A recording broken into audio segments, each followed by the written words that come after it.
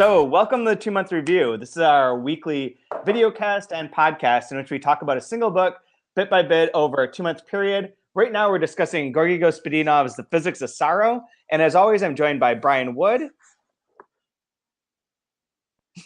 And this week is a special guest.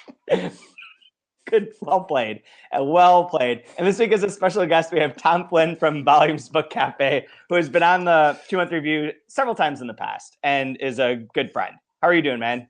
Good, good. It's good we're actually rolling with this thing finally this evening. Have we lost Brian, or is he just, being silent for shits and giggles?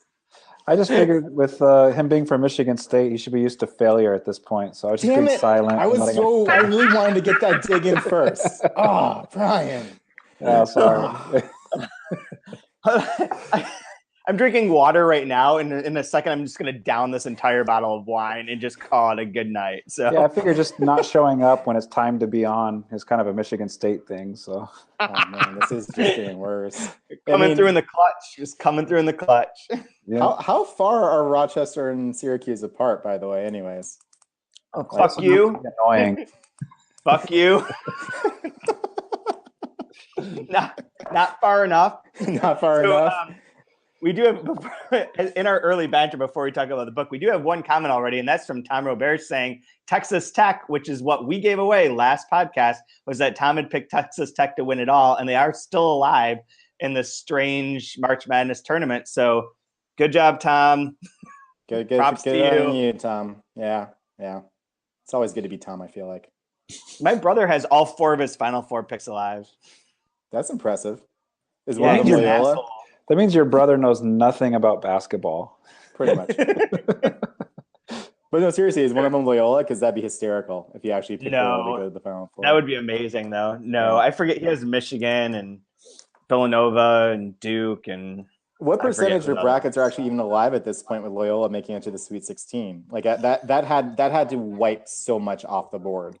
Yeah, but I mean it does for everyone. So like you can still end up winning, but like I know. I'm just saying in terms of like perfect brackets or even just brackets in general. 0. I mean, so many people have to be like almost be mortally wounded in their brackets right now with like all the ups, all the like Virginia going down and like Loyola making it this far and all that stuff. So. Michigan State bowing out about when they were about to bow out. So, well, a fun tie-in is the Buffalo Bulls actually won a game. It's very true. Speaking of way to bring it back in. Yeah, I can't remember if I texted you that night or not, but when I saw that, I was like, oh my god, this is a perfect tie-in to Physics of Sorrow. Who did Buffalo play? Arizona. Okay, shoot, they're not. I was hoping it'd be like the Trojans or something, but okay, that doesn't work as well. That would have been awesome. Wildcats. Although there's cat references in this chapter. We'll call them the Arizona Athenians just for the fun of it, and then the Bulls just rode right over them. The Bulls gored the shit out of the Athenians. So all right. There's some much cruder references we can make on that front, but let's shy away from those. I'm trying. There was Tom, Tom, you said you were going to be drinking a special wine tonight to go along with the book, right? Yeah. I sent you a text of it last night. I was trying to think of what to drink this evening since we've joked in the past about having a drink during the podcast, but we usually record it at like 10 in the morning, and not that you can't, it just hadn't happened yet. So anyway, I picked up some Sangre de Toro wine for the evening, which is really pretty dark when we consider all the horrible things that happened to bulls in this entire novel. But yeah, that's what. Who names their wine "Blood of the Bull"? That seems just really the Spaniards. Like, who the hell else would do that? Like, or the Argentines, or pretty much anyone in the Spanish-speaking world that's obsessed with stabbing bulls to death. Yeah. Them. I'd hate people in Wyoming. I'd hate to know what the white blend is called. Jeez. We're gonna earn that explicit label tonight. See, the real danger of doing this as a video chat is all those times where I put my head down and quietly laugh at something, like, and then claim later that I wasn't laughing about it. Like, I can't do that now. It's visible that I'm like losing my. I'm sure it would be called the Tears of the Bull. I don't know where you guys are going with this, but blood and then tears perhaps would be the white. Absolutely. Speaking of colors, so the green box, is that where Yeah, we're talking about the green box Second this week. Man, you were fighting really hard, Brian, to get us back on track tonight. I'm trying to segue the best I can. But I was gonna say I found a drink called the Minotaur. That was gonna be my segue back to it. What is that? But it is with gin, vermouth, oregano, and tarragon. What? sounds like something a dude in suspenders is going to make for you and be all smug about it. They're gonna have a very nice mustache, though.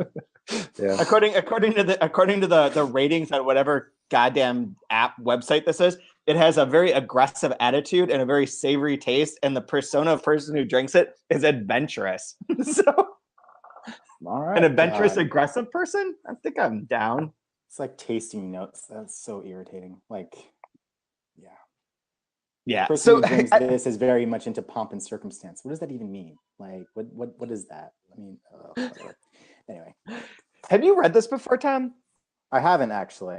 I think you were talking about this with Tom in the first episode. Didn't it come out in like 2015 or thereabouts or something like that? Yeah, 2015, 2014, 2015. Yeah, I think that was right when I was briefly not working in bookstores and my Hated access books. to discount and whatnot was Hated books. non-existent. So, but yeah, I'm actually really annoyed I hadn't read it before because it's fantastic. I'm really, really excited about it. I'm really loving it. I'm really loving like hawking it in the store. So that's been fun. So Have you gotten past this section? no, I did the same thing I did with the invented part where I just went up to this part and then stopped. I just felt like that worked well in terms of not knowing what was happening further along and not like also frankly confusing my poor wine-addled brain with what we're actually talking about or not. So I have a question. How the hell do you hand sell this to somebody? How do you describe it? Or how do I describe it? I mean, mostly I've been describing it as a broken narrative plowing through the last century in Bulgaria, but using the Minotaur as a frame. And when they stare at me blankly like that, I then launch into it's, beautifully written, incredibly funny. Like all the things I just said to you shouldn't actually translate to a really funny, really generous novel, but it does. Like, I mean, it's really quite amazing in that respect, I think.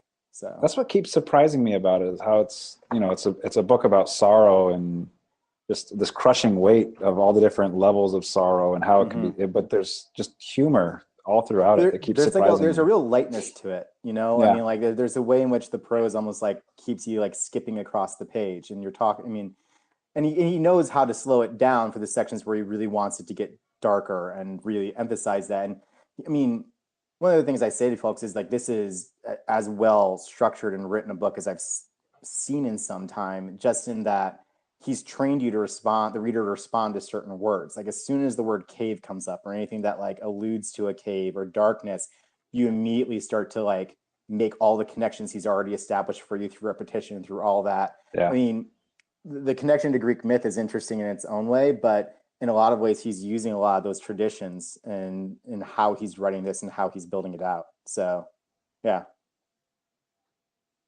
Completely makes sense to me. I completely agree. This is one book that when we're talking about it and for this series, in the past, like I've usually tried to recap each chapter as we go along or each section. And it sort of worked, even with Mercy Rodoreda's with Death in Spring, there's at least something that sort of like was a through line. And in this book, this is a lot harder. This is a lot harder. I was thinking about it with this section that it's almost like these are very thematic and they're like almost meditations or parts of his labyrinth or of the text itself that are being built out that aren't necessarily, because they're not linear, because they're not just like one little story. It's kind of hard to summarize them. So I wasn't even going to try it this week, unless one of you can. It's like, you know what? Not only can I not do it, I'm just going to make an excuse for why it's not possible. I don't know. The only thing that occurs to me is this almost seems like the argument. I mean, he spent a lot of time previously arguing for the humanity of the Minotaur. And this is the section where he's really aiming at the animal side of the Minotaur and how it is worthy of a level of respect or care or doesn't deserve to be killed and whatnot. And so there is, I'm not sure how well that holds up or not, but if there is a thematic element to it, it might be that. I thought it went even further than that, in that it's not just that the animal part is worthy of being held up, but is the place to look for rather than looking to a human side. And like all the myths that we've had have had people eating babies, have had murder, killing, and the big point of this chapter seems to be that animals wouldn't do that. Like if you base your morality on what animal, well, I mean, they do kill each other for food, but like if you base certain activities and your morals on what an animal would or wouldn't do, you end up in a better place than if you do it based on what humans would do, since humans are like incredibly aggressive and insane. And even so far as like animals do kill each other for food, but like they don't do it by distance. It's face to face. It's almost more humane to like eat another animal than it is to like shoot a drone through someone's skull from like 500 miles away or whatever. Right, and you're right. That's exactly how he starts it off with discussing how the change in warfare among humans. I mean, bringing Kennedy into it, and what was the precise line there? Something about the full stop of the bullet, which arrives before the first word of the sentence, and juxtaposing that with Theseus having to actually touch the Minotaur and look him in the face as he kills him. And then the next section in the chapter is no animal would do that, discussing slaughterhouses and all that, which is, I think that very much supports your argument, Chad. Good. I'll take that. You know what? I feel like you needed the win. I feel like you really needed a win. I made a basket. You made a basket. I mean, you're like 1 for 2 right now. That's way better than that 0 for 13 stretch y'all had. And that will be my last MSU joke before you show up in Chicago in a month's time, and like before you say anything, you punch me. So pour Malort down your throat. Please don't. But that's also like related to the jokes about the Spanish and the wine, like the bullfighting situation. Bullfights are very intense, obviously, but there is like the hand-to-hand aspect of it, which is being contrasted here with the remoteness of an impersonal nature of like a modern war with weapons that are designed to kill from afar. I guess. I think he does go right at the whole bullfighting thing in this section too, right? I'm not misremembering that. I mean, like where the bull that jumps into the crowd, and he says that thought it was back in the labyrinth, and if the labyrinth was there, then its mother needs to be nearby, and this whole movement back and forth of that really, and ultimately like let me see if I can find that. It's the very first part, and it is very much that, and looking for his mother. That he's trying to escape to find his mother and to find within the what you call it, the labyrinth, which is the I want to say Colosseum, but I don't think they use the word Colosseum. Amphitheater, I guess. But then there's a bit where he changes like the cry of the bull from being like the moo to mom, which is a nice little twist there too. Yeah, the one of the parts. The labyrinth, the amphitheater catches that cry, ricochets it between the walls of its corridors, diverts it down the dead ends, cuts it off, and sends it back slightly distorted to the labyrinth of the human ear, like an endless moo. Yeah. Which is misheard as a mom, or could have been misheard as mom. It was misheard as moo when it was a mom.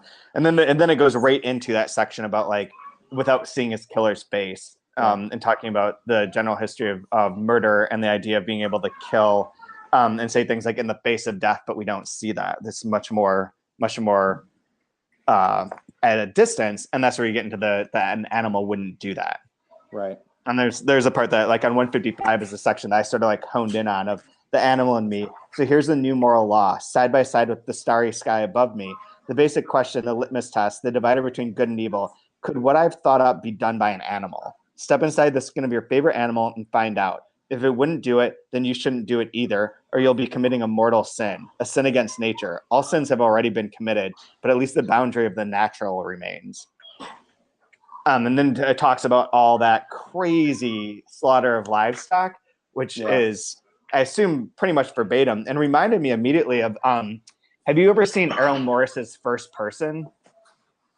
No. It was a short-lived, I mean, I don't know if it was short-lived, but it was like a series that was on IFC back in the day, back like 10 years ago, maybe a little bit more, where it was Errol Morris like doing half-hour sort of features, and we just interviewing one person. And I think the very first episode, if not the first and the second, was about a woman who is like had autism and created like a more peaceful way for cows to be slaughtered, because she was like very concerned working on this, like, I don't know how she was born on like a farm or whatever it was, but helped like design like the way that cows are slaughtered now, where they're kept in like little chambers where they have to walk around, so they feel comfort because they're closed in and they're not like exposed, and then they're suddenly killed when they're like at their most peaceful.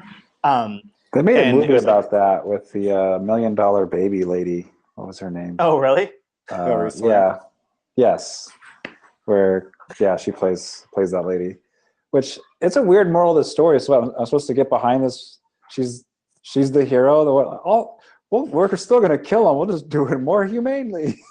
Just being nicer about it. It'll make the meat taste better. She's a champion for making meat taste better. Yeah, you don't want all that fear and panic to be in the blood of the beast. Then you're going to eat it. Oh, it's all It's just being passed along. I mean, that is one of the things that he keeps saying in here. He keeps repeating. Well, I mean, it's true. I mean, there are whole ways they go about killing fish now to like shut down the nervous system faster. So because it'll alter the color of the muscle of the fish if you don't. Basically, they do a thing, or there's at least one type of fish. This is like a thing I saw in like Bourdain one time, where they pretty much like pull it out of the water and then immediately jam a metal rod down its spine to instantly shut down all connectivity, and that makes the meat better. Like it tastes better, it has a better color, it has all those things. But like the creepy part about that is how much trial and error do you go through to figure that out? Like that took some dealing to figure precisely how to do that. And I mean, and I think he pushes that point in this chapter where, going towards vegetarianism and discussing that, the vegetarian man-eater, which was interesting. which was pretty funny too. Yeah. It's all good part of it. That's like, it's not even like it's a morbid joke. It's just generally funny how he goes about doing a lot of this. But yeah, it's also pretty intense and pretty. Yeah, it makes you wonder, wouldn't it be like very hypocritical if a veterinarian eats meat? I mean, it's an interesting question to like parse out a little bit. Like you're gonna fix my pet rabbit, and then tonight you're gonna have Hassenpfeffer or something. Like, wait a second, that's not right.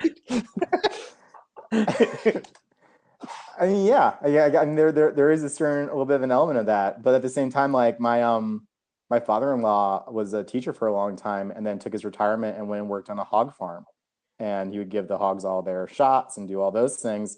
And then part of his bonus each year was to pick, I think, 1 or 2 of the hogs out, and those were his.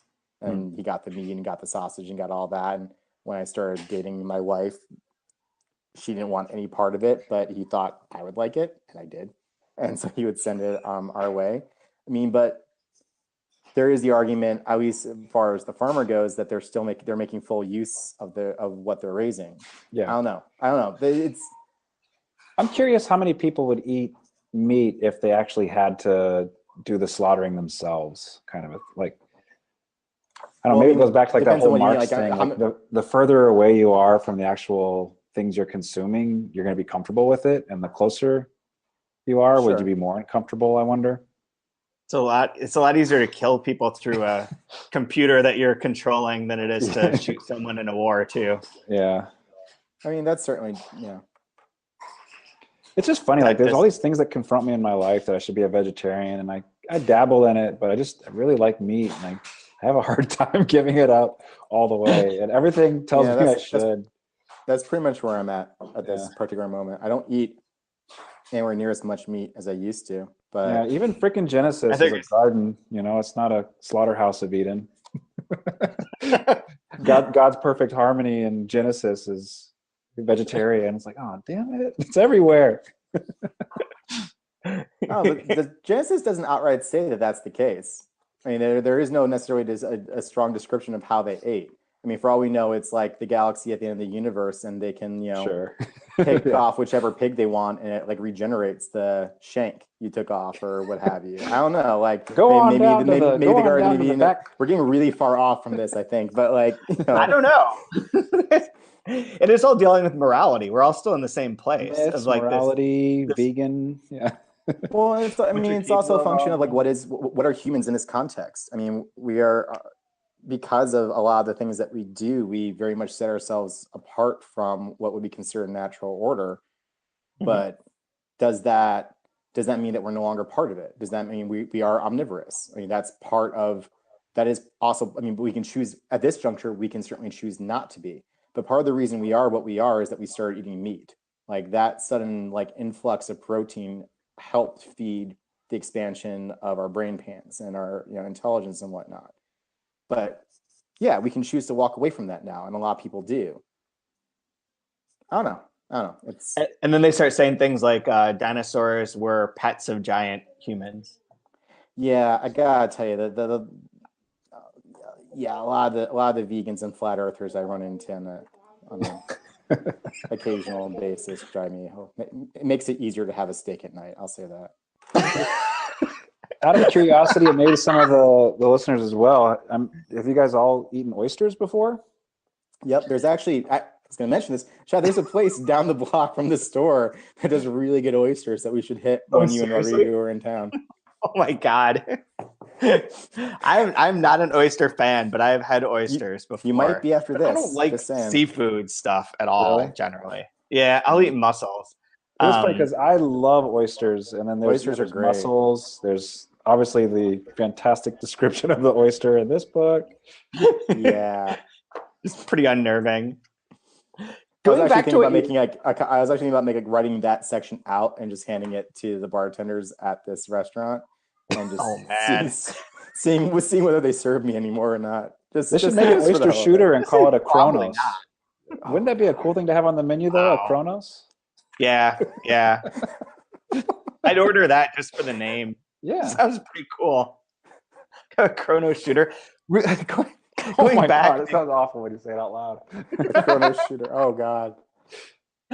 Going back to what you were saying about like eating meat making us human and giving us the expansion of the brain panel, that kind of stuff. The other part of this chapter that seems to be the kind of connecting tissue is that there's a morality of like what would an animal be able to do if you could or you couldn't, blah blah blah. But then what makes us human is also the idea that we make things that are last beyond our death, or that we're more obsessed with that, or more, and give that a value. So there's a whole section where he makes up the philosophical conversation about like what if it had all been reversed, and what if instead of like honoring things that were long lasting that would extend beyond our lifetimes, we instead focus and cherish things that were like ephemeral and fleeting, like cherry blossoms that bloom for a minute and are gone, or like fruits or whatever that can keep regrowing and that can keep regenerating, and that instead of being obsessed with monuments and like lasting structures that can continue, we had as humans evolved into appreciating and being more involved with like the short-term things, the things that will go away, which does seem to be ties into that idea. Like animals have some stability, but not entirely. I guess, and that is something that sets us apart from other. Why don't you just go to a poetry reading if you like that kind of stuff? Because to me, it's like you're just describing poetry. It's true. The cherry blossoms. It took me 10 years to write this stinking poem about a cherry blossom, but I got it perfect. Like a haiku. And then you write it, and it only exists as one, and you read it, and then light it on fire, and it goes away forever and enters into the brain pan of the universe. But you hold it as it burns, so that all you have is like the little edges, as like a gust of wind lifts the ashes up into the air, which you then inhale. I did circle this thing on page 170. Page 173. Oh dear. That's a very inside joke. Oh, but real quick, sorry to cut you off, Bren. The Socratic part, the Socratic dialogue thing, part of what I loved about that was as a callback to like 50 pages earlier when he's talking about the novel being a mission, like Gospodinov saying that he doesn't want his novel to be Aryan. He wants hexameters. He wants Socratic dialogues. He wants all this stuff. And then since then, he's been playing out all those various forms, and this is the dialogue cropping up, and this is so tightly written. it's really quite remarkable, I think. Yeah, with the quote from Gospodinov at the beginning of it. If everything lasted forever, nothing would be valuable. Yep. Oh. I disagree. But the last part of that, or there's a list of things that are perishable that he goes through, and then on middle of 173 it says a perishable, shriveling, rotting, deteriorating, and thus wonderful world. And I thought, man, that'd be a great Nine Inch Nails album title. It seems like absolutely perfect. It really does. Yeah. How is that not a band's like industrial or metal band or nerd rock band? I immediately jumped to the Johnny Cash cover of that song on the album, and the hurt, his twang going out over a perishable, shriveling, rotting, deteriorating, wonderful world. Wonderful world. Like, what the? And yes, that's my Johnny Cash. That's how terrible it is. That's awesome. I had to bring this up too, so because something you mentioned, Brian, that on 166 there's the bit about how to tell all the world's classics retold by animals for animals. It reminded me of your student who wanted to retell like all of his stories from the point of view of animals as well. Yeah, man, they get a voice. The fish, the dragonfly, the weasel. Which it didn't occur to me till just now, but do you think he specifically references the Old Man to Sea because he's talking so much about matadors earlier and Hemingway's? Like, I mean, this is probably a complete overreading, but like he's been spending some time doing some talk about matadors and whatnot, and I mean Hemingway was all about that shit in Spanish culture. So I don't know, it just sort of jumped at me this time seeing the Old Man to Sea reference there. That does make sense. And it does tie into your fish story too. Yep, sure does. It's all just a perfect circle. A perfect ephemeral circle. Things that don't last. The cockroach part, there's a lot of stuff in this chapter that the oyster part's a little gross, but then the cockroach stuff is a little gross too, because I'm terrified of cockroaches. Really? Yeah, I don't like them at all. They gross me out. No one really likes them, but like, why are you terrified of them? Terrified is a pretty strong word. Terrified. I don't want to be close to them in any way, shape, or form. I would rather they just didn't exist. I stayed in New York. One of the first times I like rented an apartment for 2 weeks and stayed there when I was working for Delkey. The first night I was in the apartment, like I had my contacts out and I hadn't gotten my glasses. And I was like, what's that thing on the ground? And I got my glasses and they're like 3 giant cockroaches that were like crawling across the ground. It's like, never again. I'm never stepping foot. Like I'm not going to step on the ground. You broke up a cockroach orgy. What's wrong with you? But no, I do not dig them. I don't dig their existence or their idea of them at all. You'll love this cockroach story. Then I'll give you my one cockroach story. I was in West Africa and I saw the biggest. Those cockroaches are small though, right? No, this is the biggest cockroach I've ever seen in my life. And I was like, holy crap. I took a picture of it and it didn't look very big in the picture. So I put down one of those like thick pieces of gum, like the 18 pack of Wrigley gum on the ground. Yeah. And so like for reference, and the cockroach got on top of it and took another picture, but you couldn't see the pack of gum because it was bigger than the 18 pack. Oh, hell no. No, absolutely not. So I stepped on it and my foot didn't hit the ground. It stopped on the cockroach and didn't make it all the way to the ground. And it scurried off kind of like I couldn't kill it. And I felt terrible. One, I maimed it and didn't kill it. And then just the fact of smashing something, but not actually being successful at smashing because it's so thick. Oh my God. It was like a king size. It was like stepping on a king size Snicker bar. Like, I feel like we're going to get a really upset email or text tomorrow, Brian, from Chad about like what a terrible night he had. No, any sleep whatsoever. No, I assume everything in Africa is trying to kill you. I assumed, and that thing would crawl down. Australia, yeah. No, Australia definitely. Australia. That continent does not want any humans there ever under any circumstances, for the most part. It seems. Wasn't there some crappy movie from the 80s like Joe's Apartment or something in which they had a ton of that was based off wasn't that based off like an MTV set of skits films, that they did? Like it was like it wasn't even a full show, was it? It was more like almost like the Eon Flux kind of like short films. Yeah, I think it starred Jerry O'Connell. It did. The movie starred Jerry O'Connell, which why I know that I don't. I can remember his name, but not Academy Award winner Hilary Swank. that's how terrible I am at remembering stuff. But Sliders, Jerry O'Connell. Remember that? You got his entire filmography like on lockdown. And when that comes up in trivia, you're the guy. Yeah, he was the fat kid Stand By Me. And yes, he was. Now he's like some weird, like weirdly healthy. It looks unhealthy. He's so healthy. And you know who he's married to? No.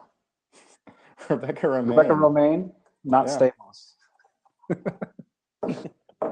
Hey, Stamos, that's a Greek last name. Let's get back onto the. Wow. Right. That was a good diversion. You just led that back. You are draining them from all over the court tonight, man. Like you're just crushing it. I'm like Draymond Green, the guy from Michigan State that can win. Do not do that when I've got wine in my mouth, Brian. God damn it. Sorry about that.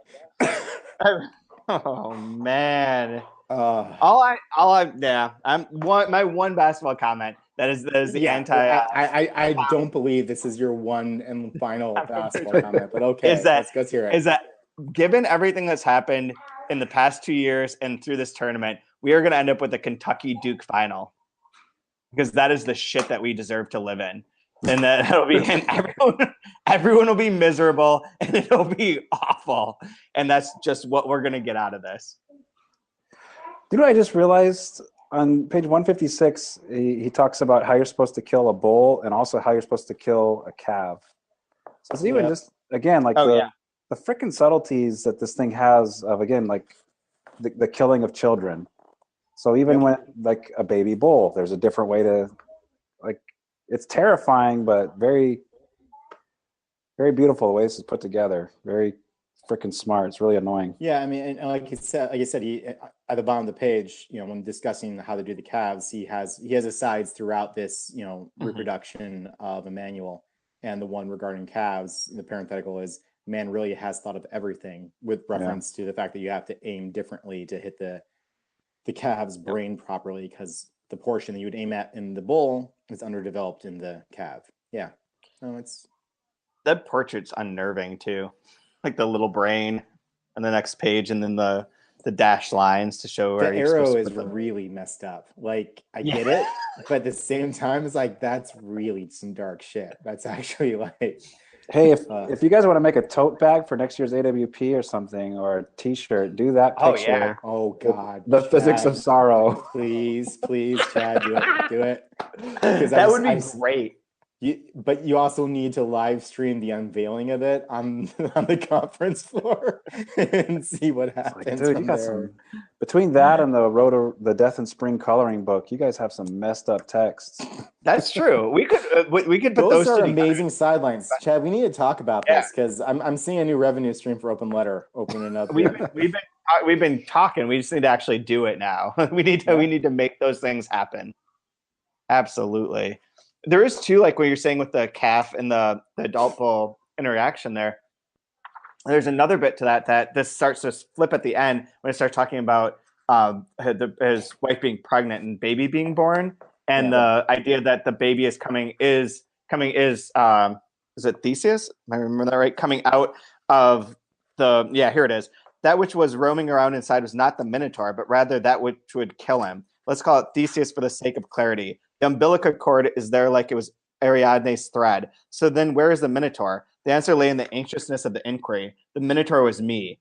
And so in that sense, it starts to reverse a lot of things in this chapter too, of asking about that. We were talking about the minotaur being emphasizing the human part before, and now it's sort of emphasizing the animal part. And instead of like the killing of the child, you've got the child killing of the adult or the parent, and sort of usurping him. And even like it's not particularly I don't know. But there's on 177, there's a part where he's talking about writing the world's sorrows and saying that she comes to me at 2.5 and suddenly snatches away my pen. Is sort of that usurping or that sort of killing of the writing or attack on the adult, versus where we've had all before this through all the Greek myths, all the adults like beating the shit and eating their children.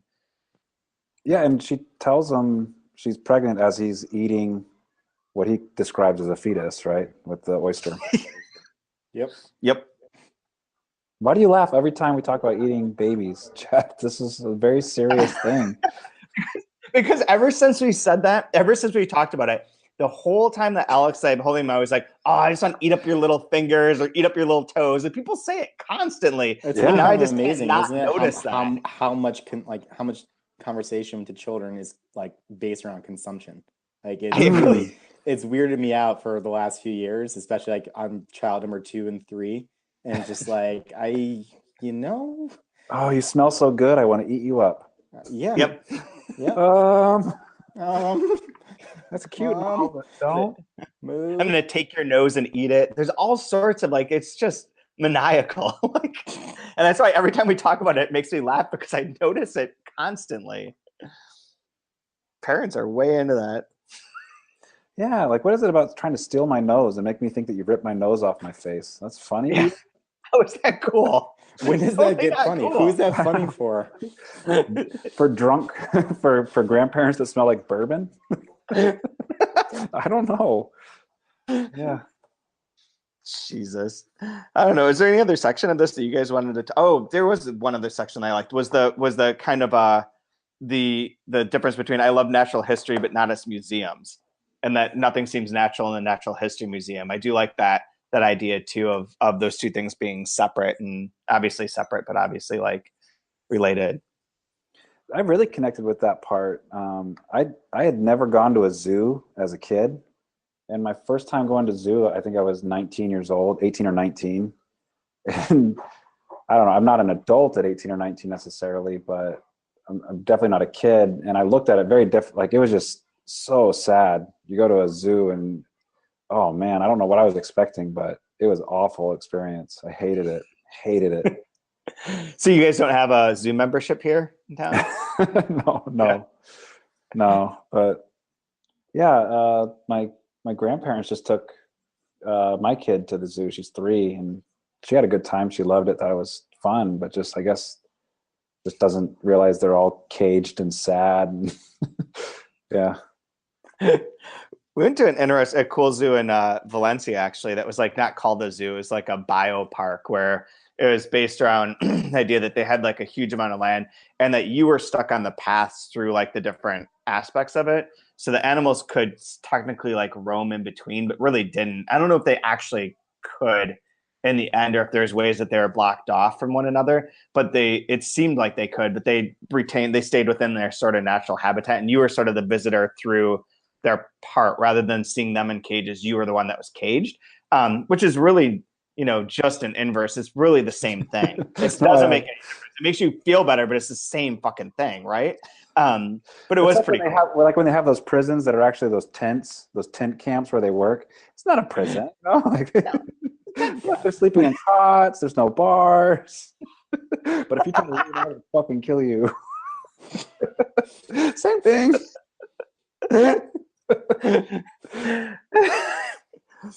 Yep. I've seen Cool Hand Luke. He doesn't make it out alive. Spoiler alert.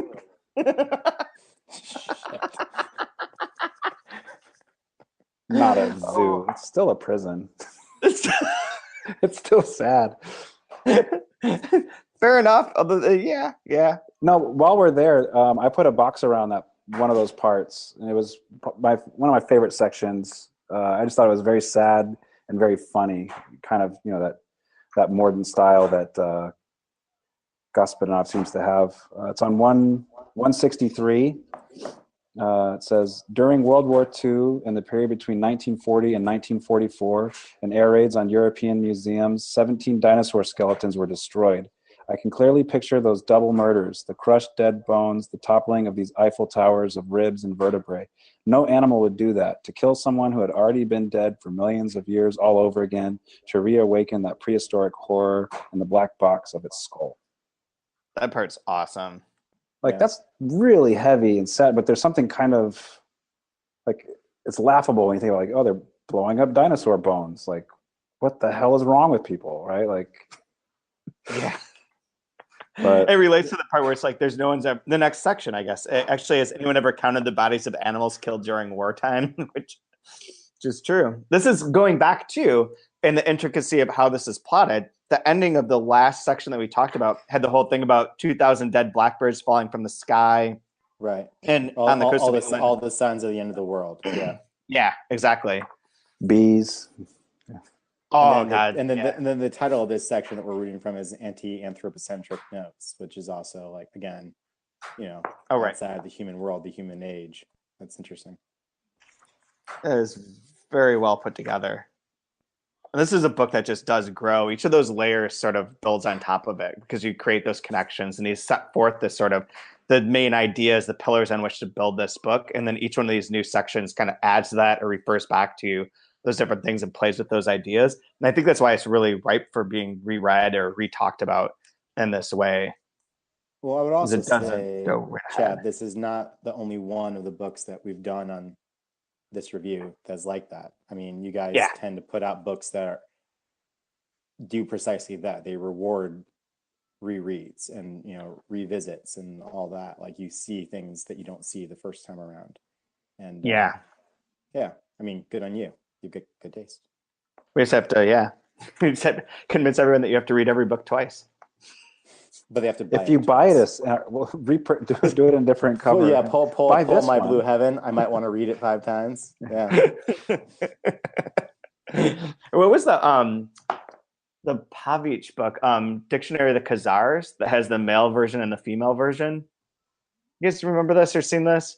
It's called. I remember hearing about it. I don't think I've actually ever seen it myself, but like, I could grab it, but it's over in the other room. But yeah, there's a male version and a female version of the book, and they're printed separately that are different. And I guess there's really like a few differences, but most of it is based on one paragraph. And I think it's changes the point of view of that one paragraph. So depending on which version you read, you have a totally different relationship to that crucial part of the book. And that way, and people have to buy 2. You have to figure out what the difference is, right? That's how you should have. Was it? I'm blanking on it. You guys published one that is the Canvas. Which one? Yeah. The Canvas. Yes, that's how you should have sold it. You can read it either side. Yeah, although it would be 2 different books then. I mean, the great part of that was that you had to start on one side or the other, and depending on whatever you started at would taint the way that you read that book. And you could read it all one side and then flip it over and read the other person's perspective or go back and forth. But no matter what choice you made, that would alter the way that you thought of the book as a whole. Yeah, but all I'm saying is you could have sold it twice. Yeah, we could have. If we could have sold it once, choose your own adventure in translated literature format. we got a pitch for a book exactly like that the other week, by the way. When I was a kid, the first time I read a Choose Your Own Adventure, I didn't know how they worked, and I just read it straight through. It was. I thought novels are fucking weird. I'm like, man, I know I have bad reading comprehension according to my testing, but boy, this is really bad. I have no idea what's going on. It was a book I bought off of one of those bookmobiles, where they come to your school and get you all excited about books, and it was about Batman. And like in 1 minute he was trying to find the Riddler, and then the next page, like Two-Face is in jail, and I'm like, I don't know what's going on at all. None of this makes sense. It's like a mystery inside of an enigma around a box.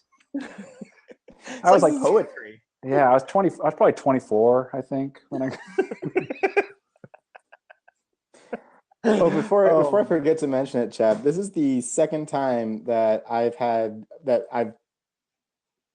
been on this that we've been dealing with some really screwed up bull or cow or bovine animal of some type. So that's right. God, no, what the hell, man? Like, oh, that's right. He has a drink in here called the Green Cow. In this book. Really? Yeah, remember we were trying to come up with a drink for the Karma Crazy Green Cows? Yeah. And there was a drink in here last section that was called the Green Cow. It was like creme de menthe and something awful. But shit, you're right. Yeah. It was because the drink they made. That's really fun. Page 112. We sat down, poured ourselves green cows, creme de menthe with milk. That sounds filthy. So we're gonna drink those when Rodrigo's in town. Yeah, that'll be the perfect. That'd be perfect. That's so funny. Like you keep getting bull sections, Yeah. house sections. Really, really excited about it. It's great. Just keeps happening. I'm really looking forward to like the next. I'm looking forward to the next one you pick, and you figure out how to get me. Yeah, there has to be more bull stuff. Can't even think of anything, but there must be. Someone did make a comment too, by the way, of a way that you can pitch this. Someone was talking to their 6-year-old. Their 6-year-old asked what they were reading, told them the title, and he talked about the bull on the cover. After that, all he landed on was, "It's about a sad bull, like Ferdinand." So you can use that. Wow. There we go. I don't know what Ferdinand is. Is that a Ferdinand the Bull cartoon? No, it's a classic kids book. Yeah. Oh, see, I barely got through the Choose Your Own Adventure Batman book. So technically, Ferdinand predates that in the reading experience, but it's cool. I'm trying, man. I'm trying. You go either way you want. The struggle is real, Brian. I know. I'm just glad this one has pictures in it. It's keeping me. Kind of like wakes you up a little bit, right? You turn the page like, oh, a diagram. Oh, God, what are they doing to that pole? Oh my God. So I don't know. Do you guys have any other sections that you really wanted to touch upon? He does say the the narrator in this has size 12 feet and did step on things and kill them as well. So I'm not the only one that accidentally murdered things with their feet. So I feel I'll sleep okay tonight. He doesn't talk about giant cockroaches murdering though. Yeah, it's like one cockroach for 1 million ants. So I did the one. It's like the trolley problem. You saved 1 million ants by killing one big cockroach. Really made that choice. The trolley problem. It was a moral action. Yep. Would another animal have done it? Yeah, probably. They should kill all the cockroaches. You know what? Screw that. I was watching Blue Planet, and there was the stupid killer whale. That it was a mama humpback whale and a baby humpback whale, and they carried their calves around for like 2+ years before they give birth, and like it's this poor little baby, and this pod of whales show up, and they start like stressing out the mom to separate the two, and then they jump on the baby to drown it, and they're like trying to like push it under the water, and the baby's trying to survive. And so they murder this baby, and then they only eat its tongue and part of its jawbone and let the rest of it just float away. So they don't even eat the whole thing. So animals suck too. They eat babies and do terrible things. It was so sad. I was like weeping, like, no, like Free Willy's killing a baby and like separating it from its mom and drowning it, and like it was so just mean in the way it did it. It was awful. Yeah, man. Killer whales are mean. Oh boy! You know what? Man. I'm glad you're dead, Shamu. Take that, and all the people that have your stuffed animals. Screw you guys, bunch of baby killers. I can't decide if that's how we should end the episode, or if we should spend like 2 minutes talking about something else as a palate cleanser, or what.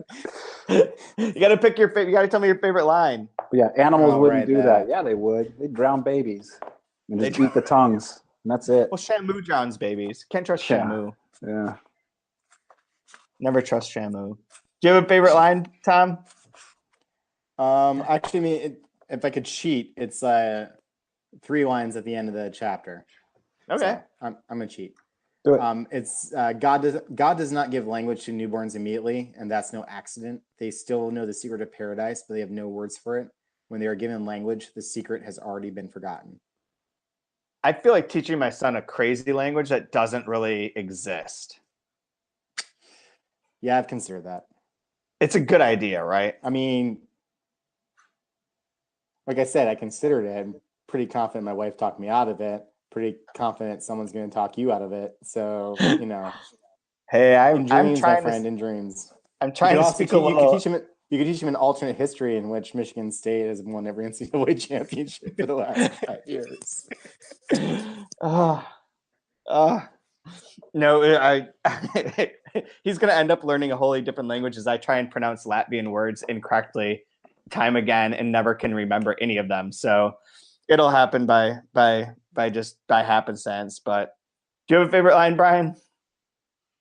I basically already read that passage. I really enjoyed the part about dead dinosaurs dying again because of atrocities of mankind. The one that I marked. If I could throw one more on, I really do love that bullet line in the Kennedy section. And that one, just that image is just amazing. Absolutely amazing. It's funny. I was reading this book on grammar, and this guy says that we must think of the period as a full stop, and like with the bullet being a full stop. That made me think of that when I was reading that. That's her. Mine sort of ties together some of the things we've been talking about. It's on 162. Funny that socialism and vegetarianism don't go together, like yogurt and fish. I was looking for that when we were talking about fish earlier. Yeah. What I also love is that, like, in the midst of this whole that whole narrative about his father being a vegetarian and getting questioned and then getting pulled in front of the police and questioned and all that, that one line is a paragraph unto itself. In the midst of everything else, it's just this complete one-liner that he just throws in there. Just be like, screw it. Here's a one-liner, and then like continue the narrative. It's just so good, so good.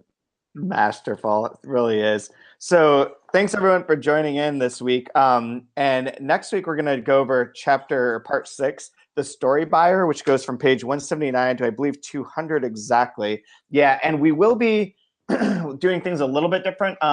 We'll set up the YouTube live podcast bit, but it'll probably be Brian and I just talking for a few minutes because we're going to have to talk to the translator next week, Angela Rodell, at a different point in time. She lives in Bulgaria, and the time difference doesn't work well for this much at all.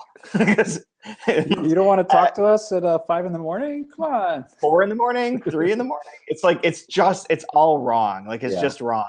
So we're going to try and do that separately. And that'll be part of the podcast. So everyone that's listening will be able to hear it there, but we may just talk a little bit about like a build up into that conversation. So stay tuned. We have it all set up. You'll still be able to have the link. You'll still be able to ask questions and make comments like you did this week, which thanks again. And I guess Go Texas Tech is, I suppose, a way to end this since Tom and behalf of Tom Roberge. Otherwise, I don't have anything to say except that you can order the book through openletterbooks.org. And if you use the code 2month at checkout, you'll get 20% off. Or better yet, why don't you go to Volumes and buy it at Volumes, or go on Volumes' website and buy it from Volumes? That's the way to do it. Fantastic. All across Get the that. board. Get every book that we've covered on this series. Listen to the podcast. Tell your friends to listen to them. Rate them. And just buy a ton of books from Volumes this week. And everyone should buy one book from you guys. Yeah, and if you're in the Chicagoland area, April 26th, we've got Rodrigo Frazan at Volumes. It'll be a great event. We're really looking forward to it. And with Rachel. With Rachel Kordaska. And if you are not in the Chicagoland area, you know someone who is. So tell them to show the hell up.